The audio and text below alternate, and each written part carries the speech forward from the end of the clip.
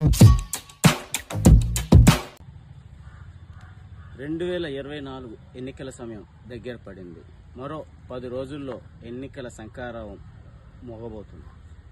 అనకాపల్లి నియోజకవర్గంలో మొట్టమొదటిసారిగా సైకిల్ గుర్తు లేకుండా జరుగుతున్న ఈ ఎన్నికల్లో కూటమి అభ్యర్థిగా పోటీ చేస్తున్న కొనతాల రామకృష్ణకు పరిస్థితులు అనుకూలంగా ఉన్నాయా, ప్రతికూలంగా ఉన్నాయా అనే చర్చ జోరుగా జరుగుతుంది.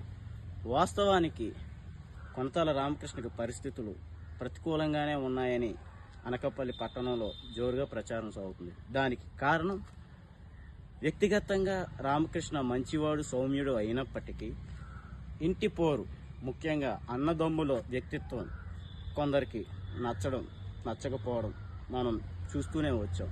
ఇక కూటమి నుండి జనసేన, టీడీపీ, బీజేపీ 3 పార్టీల నాయకుల అజమాయిషి రేపు ఎన్నికల్లో రామకృష్ణ